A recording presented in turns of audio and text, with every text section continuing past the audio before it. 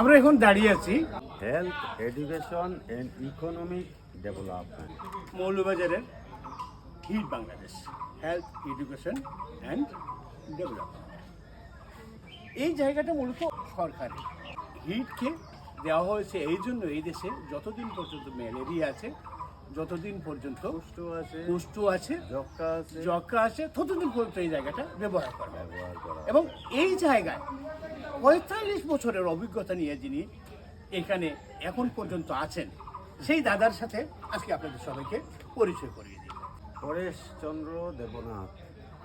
তো আপনি কিভাবে এখানে সংযুক্ত হলেন এবং কেন আপনি এখানে? ৮০ নভেম্বরের ৬ তারিখে আমি প্রাইমারি স্কুলের শিক্ষক ছিলাম, আর ওখানে ৩২৫ টাকা ছিল বেতন। আচ্ছা। আর হিট বাংলাদেশে যখন দেখলাম ৯৫০ টাকা, তখন ওই প্রাইমারিকে ত্যাগ করে আমি এখানে চলে আসছি। আমি অ্যাগ্রোনমি রিসার্চে প্রথমে কাজ করছি।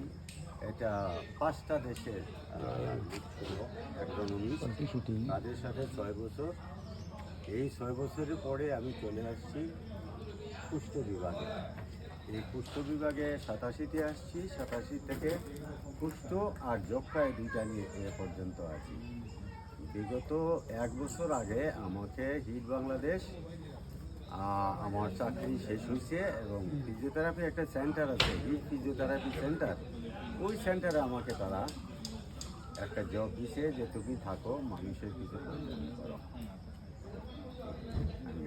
হিট বাংলাদেশে আমি ২২,০০০ গাছ লাগাইছি, আর এটা ছিল প্রকৃতিকে আমি সংরক্ষণ করা। এটা একটা জঙ্গলের জায়গা, এই জঙ্গলে আমি ২২,০০০ গাছ লাগিয়ে প্রকৃতিকে সংরক্ষণ করছি।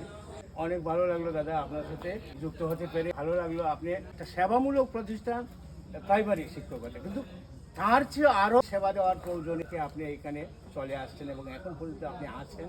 আপনি অনেক ভালো থাকুন, অনেক সুস্থতা আপনার কামনা করি। সিলেট বিভাগে ৪০,০০০ কুষ্ঠরোগী আছে এবং ৪০,০০০ পরিবার আমাকে চিনে। এর চেয়ে আর বড় হওয়ার কি আছে? অনেক ভালো থাকুন, আপনাকে আমরা সম্মান ভালোবাসা করি। Thank you.